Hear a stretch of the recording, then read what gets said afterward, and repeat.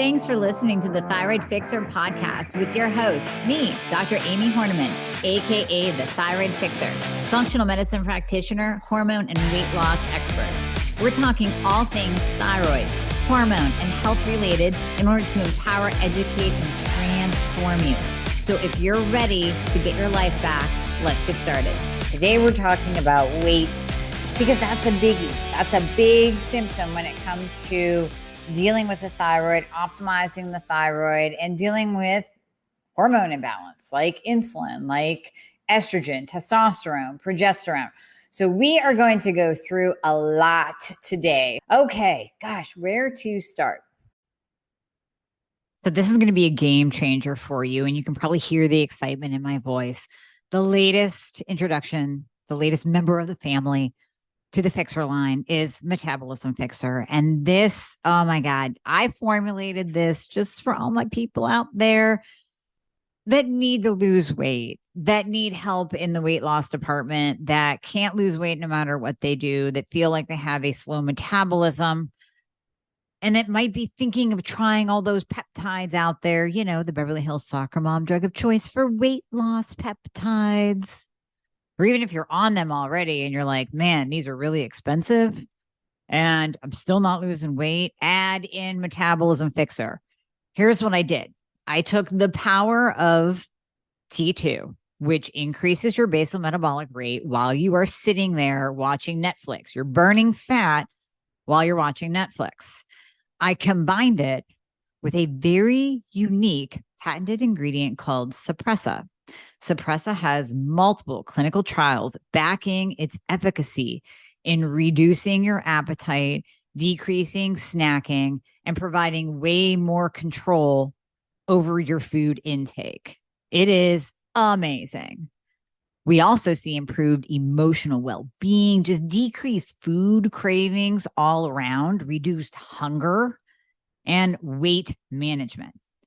Add on top of that, we have green tea extract. We have purple forest purple tea extract, both of which affect the metabolism in a very positive way without the jitters of normal fat burning supplements out there from the 1980s and 90s, right? The ones that made you feel like you're having a heart attack.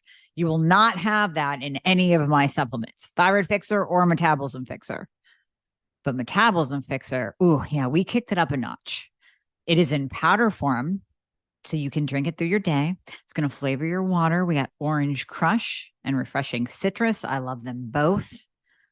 It is going to keep you under control all day long. So you throw a couple scoops in your water bottle in the morning, throw a scoop or two in your water bottle throughout the day.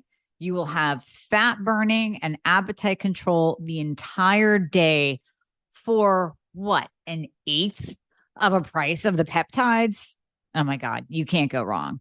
So grab some Metabolism Fixxr today.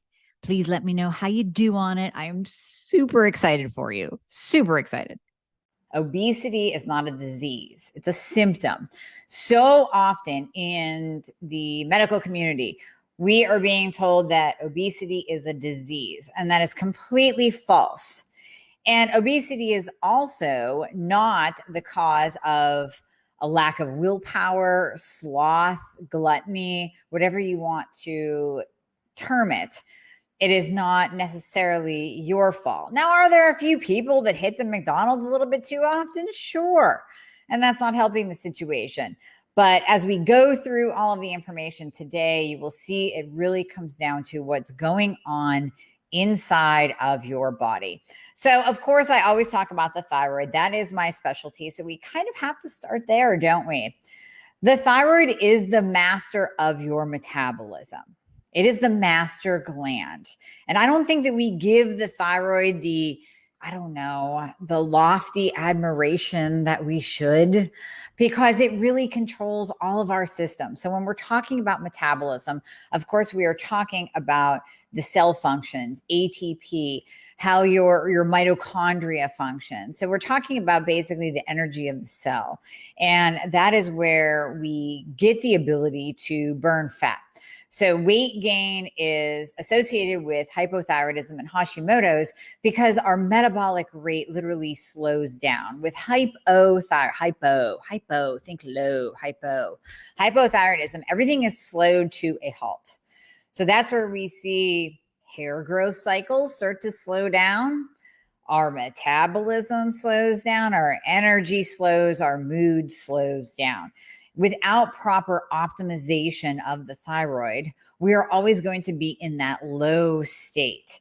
So weight loss slows down, weight gain increases. That's pretty much the only thing that increases is weight gain, but weight loss definitely slows, energy slows. So until we optimize the thyroid, really get all of those numbers in an optimal state, not just normal, but optimal. Optimize your thyroid, get you on the right medication, the right dose, and look at everything else that comes into play. Your ferritin levels, your insulin levels, which we'll get to in a minute, whether or not you're estrogen dominant, all these different factors, your cortisol levels, all these factors that come into play to determine whether or not your thyroid is optimized is of utmost importance. And we have to look at all of them. So optimization of the thyroid is number one. The other thing is when we're talking about weight gain, obesity, and it being a symptom of something else underlying, obesity is a symptom of hypothyroidism or Hashimoto's, whether you're diagnosed or undiagnosed. And that's the problem. You could be walking around obese, constantly gaining weight, not losing no matter what you do. That is a symptom and it's not a disease. You do not have the disease of obesity. You have the disease of something metabolic going on. You have metabolic chaos going on in your body. You have hypothyroidism, Hashimoto's, insulin resistance, leptin resistance, too much estrogen, too little estrogen, too much testosterone, too little testosterone, not enough progesterone. And you might even have a genetic polymorphism, a little snip, a little blip in your DNA that can also cause a person to not be able to lose weight no matter what they do diet and exercise wise. We'll get into that, I promise. So part 2, we went over hypothyroidism.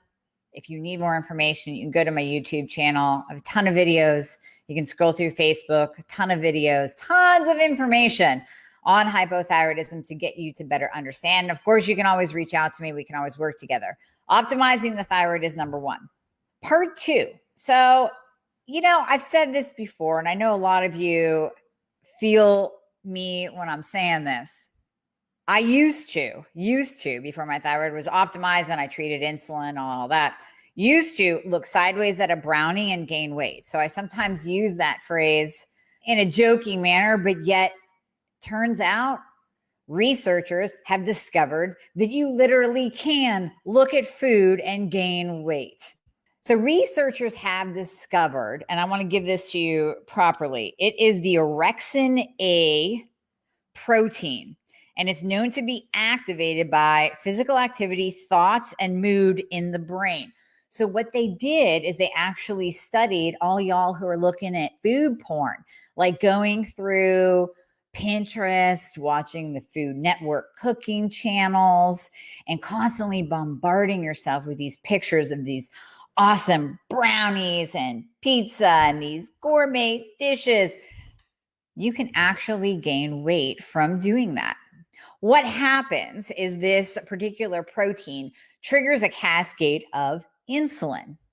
So we have excess insulin secretion. And when we have that, as most of you know, and you've heard me say before, excess insulin is not good.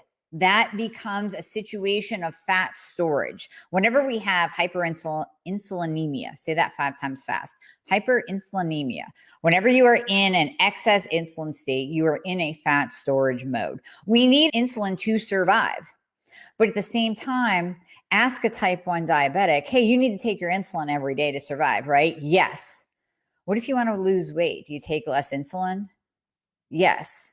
And this is actually an eating disorder categorized under type 1 diabetics, where people will purposely, and this is a very dangerous eating disorder because they can die, will purposely not give themselves insulin in order to lose weight. Insulin is the fat storage hormone. So now we are finding that through this orexin A protein, we can actually increase our insulin secretion by looking at food, by getting into this food porn addiction of looking at all these yummy recipes and scrolling through all recipes all day long, trying to find your next treat that you're going to make for yourself. The other part to that, coming back to insulin, is insulin resistance. Whenever you are resistant to insulin. So we have two categories of persons with insulin issues. The majority have insulin resistance, where the cells are actually resistant to the insulin that is needed. We just said insulin is needed. Think of type 1 diabetics. Insulin is needed to survive. It has to get into the cell. If there is an excess situation where the cells are resistant to the insulin trying to get in, there will be an insulin excess in the body. This will push up blood glucose levels and you will be in a fat storage mode. Now, the other portion of the population has excess insulin secretion by the pancreas. And this is an issue with the islet cells in the pancreas themselves producing too much insulin. Now, some type 2 diabetics have both issues. We know type 2 diabetics are insulin resistant, but they also have excess insulin secretion by the pancreas in the beginning until they get to the point where their pancreas completely shuts down. It says, listen, I'm tired of this. You keep making me pump out insulin left and right and can't do it anymore. So it completely shuts down and then a person becomes insulin dependent diabetic. Now, can this be reversed? Absolutely yes, especially if we catch it in the beginning stages. We have successfully reversed insulin-dependent diabetics, got them off their insulin, and actually reversed the diabetes. It is possible to do. I have a patient that we did it. I wrote a paper on it. He's amazing, amazing, amazing. So this can be done. But if you reach that state of insulin-dependent diabetic and you're there for many, many years, it gets harder and harder to turn back time and to reverse that condition. And you may be on insulin the rest of your life. And as we know, as you take in insulin, it puts you in that fat storage mode. The more insulin you take in, the more fat that you will gain.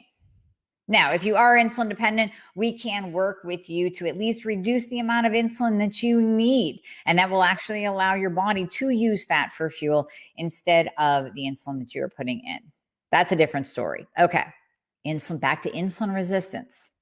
If you are insulin resistant, or if you are in that small percentage of the population that's pumping out too much insulin on a daily basis, you will be in a fat storage mode.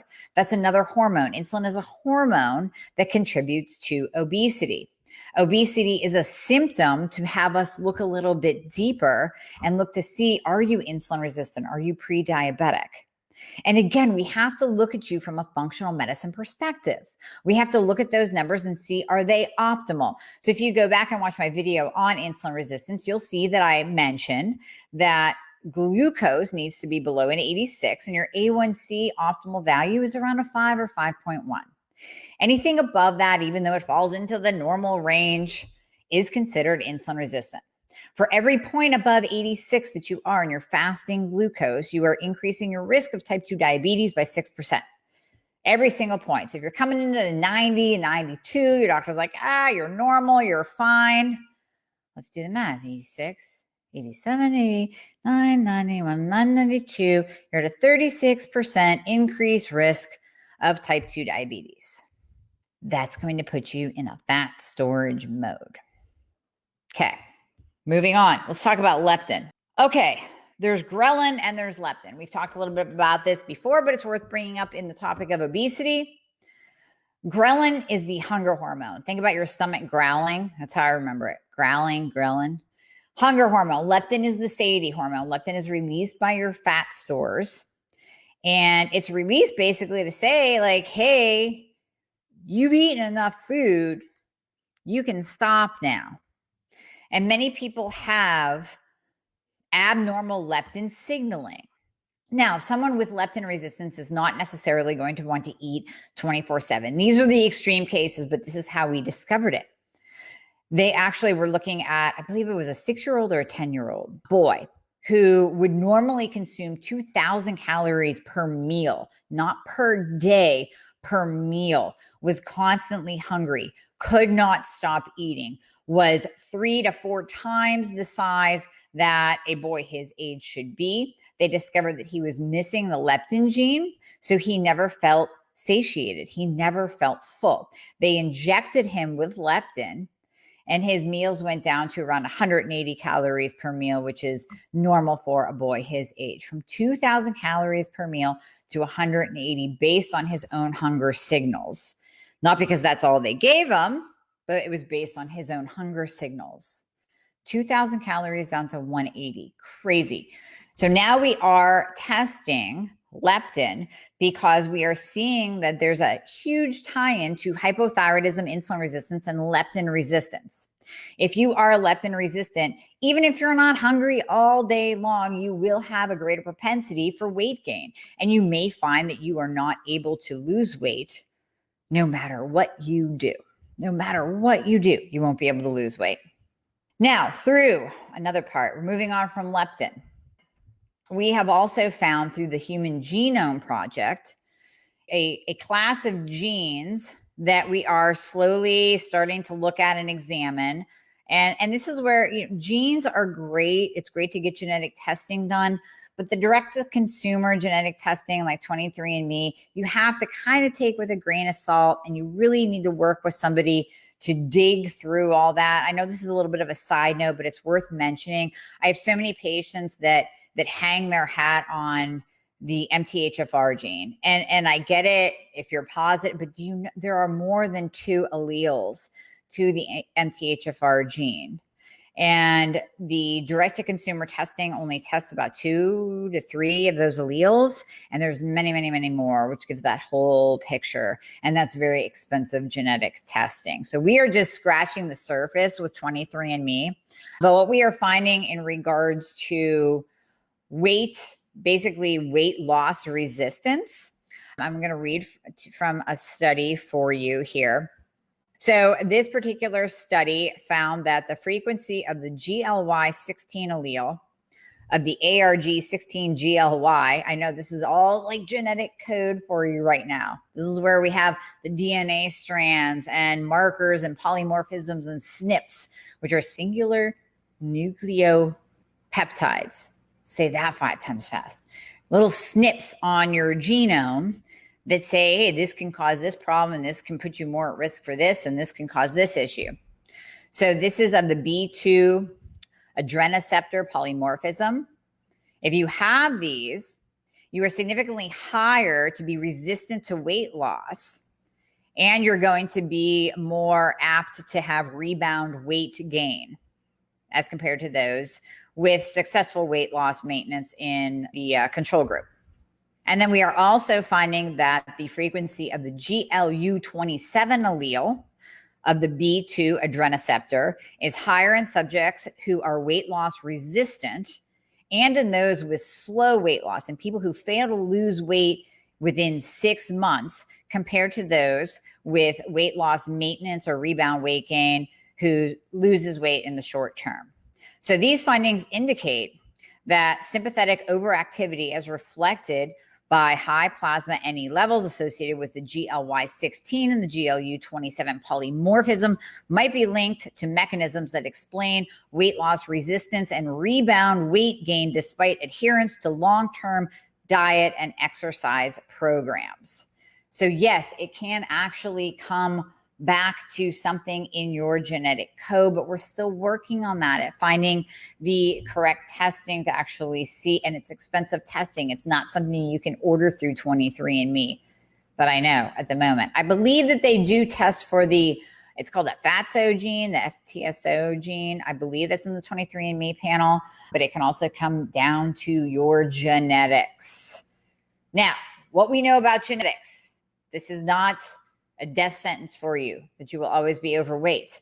There is such thing as epigenetics. So it's what you are actually doing to turn that gene on and off. What are you doing in your environment? So last week we talked a lot about environmental factors that can affect your entire endocrine system. We talked about endocrine disruptors. What are you doing in your environment right now to turn those genes on and off?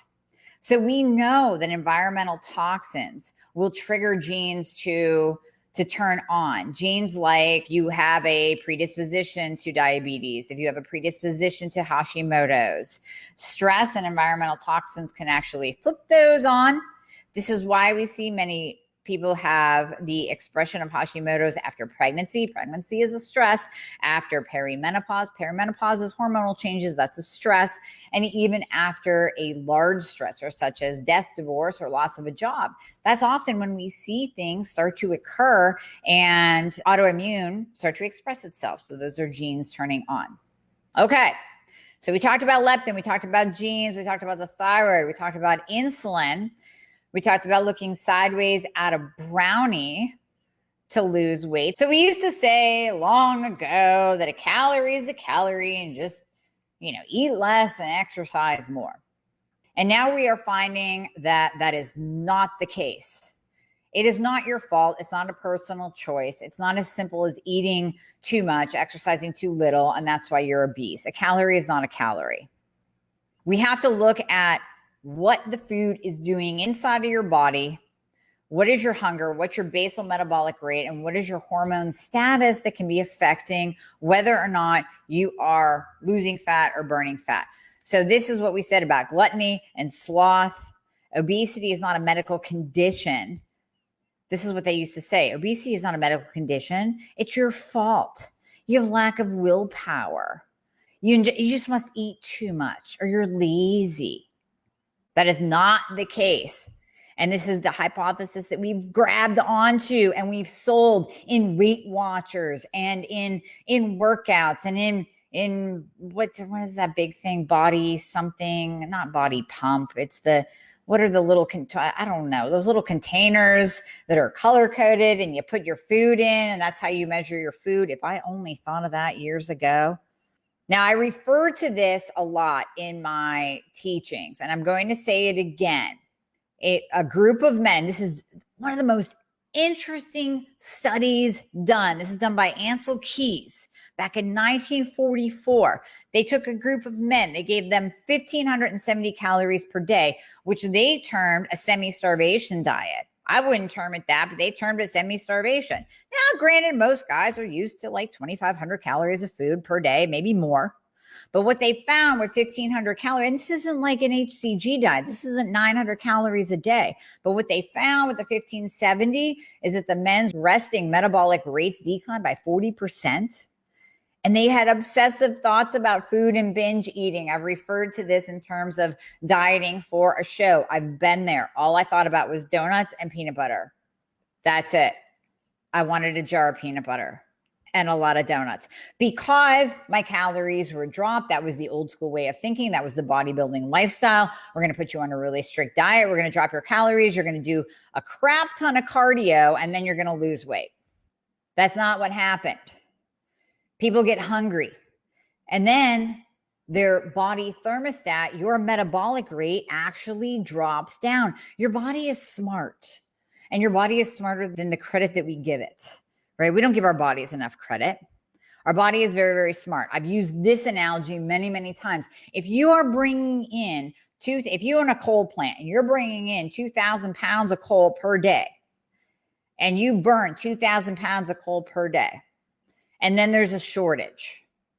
And you're only getting 900 pounds of fuel per day. Are you still going to burn 2,000 pounds of fuel per day? No, you're going to down-regulate. You're going to downshift your metabolism, which for you means your free T3 is going to drop. Your reverse T3 is going to increase. Your metabolic rate is going to drop down. And your body is going to go into a storage mode because it wants to conserve energy. It cannot burn 2,000 pounds of fuel per day.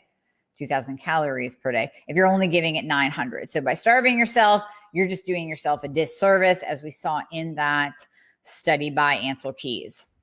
And this is where we get into this vicious cycle of undereating. You eat less, you lose weight, you have decreased energy expenditure, increased hunger, and then you regain the weight, but we blame you. This is another study that I have talked about over and over again. I find it fascinating. So this was done at Vermont State Prison. Initially, the man doing this study, endocrinologist Ethan Sims, wanted to do it with college students, but he couldn't get the college students to eat enough. So first he raised their food consumption to 4,000 calories a day. Some of them gained weight, but then it stabilized. And then he was doing 10,000 calories a day, carefully controlling their exercise. It took 4 to 6 months to increase their weight by 20 to 25%. Only one man had a less than 10-pound weight gain, but the metabolisms increased. The metabolism actually increased by 50%. And you wouldn't think eating 10,000 calories a day, only a weight gain of 20%, you would never think that. You would think, oh my gosh, they're going to gain weight and never stop. We're also pounded with exercise more. 1980s, the new fitness revolution. We had aerobics. We had Jane Fonda, right? Exercise is fantastic. You need it. You need it to be healthy. You do. But if it worked, then we would see really awesome looking marathon runners, right? How many of you out there run marathons? And if you are regularly training, all of my women who train for regular marathons actually end up gaining weight, because this study showed 9 women, no weight lost. I actually see weight gain when training for a marathon, because the body downshifts its metabolism. You are literally putting stress on the body. Cortisol increases, glucose increases. Most of you develop insulin resistance when training for a marathon. And there is no way in hell that your body can lose weight when doing that same pounding, stressful exercise day after day after day. Now, exercise is great for increasing muscle tone. It increases the insulin sensitivity of the muscle. So if you are insulin resistant, we want your cells to be insulin sensitive. It's going to increase your bone density. It's going to decrease vascular disease. Yes, you have to exercise, but don't do it for weight loss. That's not going to cut it. We have to look at insulin. We have to look at your cortisol levels. We have to look at, well, let's look at insulin for a second. So we said that insulin is the fat storage hormone. We are using it for type 1 and type 2 diabetes, but we can actually see that you can get fat stores in the area where you inject the insulin. And that tells us this is lipogenic. This is actually going to lay down fat stores. So yeah, I can make you thin, like I said earlier. Type 1 diabetes, right? All we have to do is not treat you, and you are going to have rapid weight loss. You're also going to lose muscle too. So you're going to lose weight and fat, no matter how many calories are ingested. Now, I can make you fat by just giving you excess cortisol and excess insulin. So we could just pump a bunch of prednisone in you, and that's definitely going to make you fat. I can make you thin again by giving you Addison's disease. That's certainly not fun. That's lack of cortisol. That's too low cortisol. And then I can remove your thyroid. I can radioactive iodine blast your thyroid. I can diet you down like 900 calories a day to slow your thyroid. I can give you the wrong medication for your hypothyroidism too. That all comes back to optimization of the thyroid. Hormones are the key. If you increase insulin, you're going to increase weight. You decrease insulin, you decrease weight. If you increase cortisol to where it's pumping all day long, you're going to increase weight. If you decrease cortisol, you're going to decrease weight. So do we really think it's eating too much and exercising too little that makes us fat? No, it's not. Hormones. Obesity is a hormone dysregulation of fat. This is where insulin comes in, cortisol comes in, thyroid hormone comes in. So now we can't use behavior, gluttony, sloth. You can't blame yourself anymore. Obesity is not a disease. It's not something that you have and you go, oh, well, I guess, I have this and I have to live with it. Absolutely not. It's not lack of willpower. It's not overeating. It's not lack of exercise.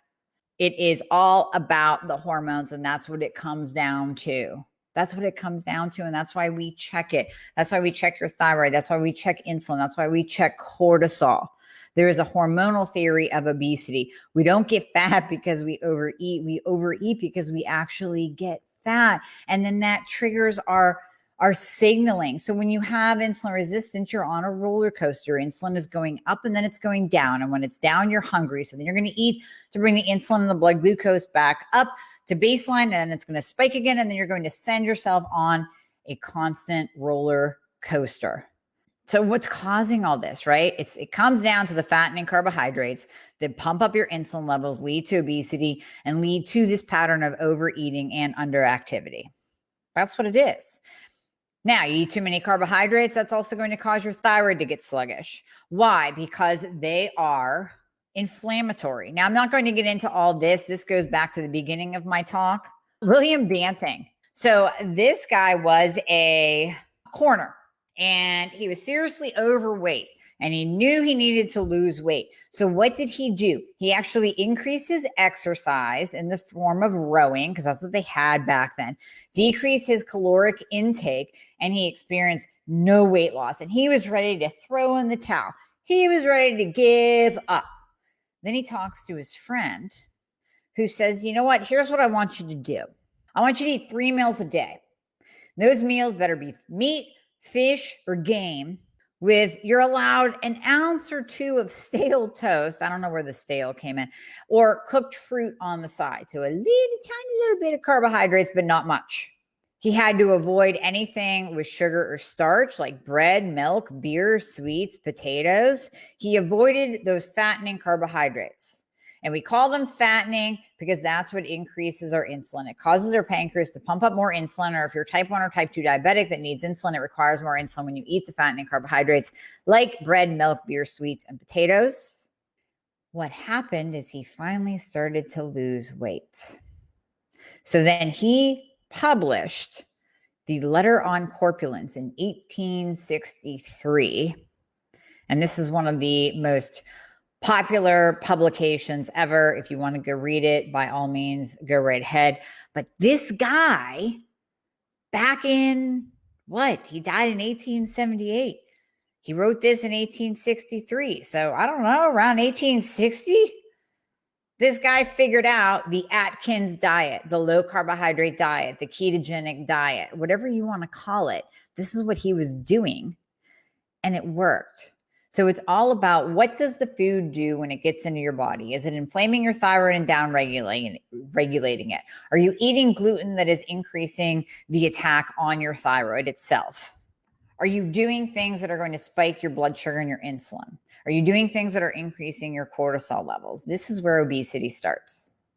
Okay. There's a lot of information, and I hope you took a lot out of it. You can grab my free guide, the top 3 things you can do right now to lose weight. We are talking about low vitamin D levels because that's another biggie. So yes, you have to get your thyroid tested. I give you all of the labs to get in there. I give you the optimal levels for glucose and insulin. I also give you information about vitamin D. And I will have another video coming out this week regarding that. Low vitamin D levels are associated with increased abdominal fat, increased obesity, increased insulin resistance. It gets really crazy. So your vitamin D levels are also important. And for my ladies that are losing hair, optimal vitamin D levels are important as well. It's just a little side note. I know it's not associated with obesity, but it is associated with hypothyroidism. That's one of the big symptoms of hypo.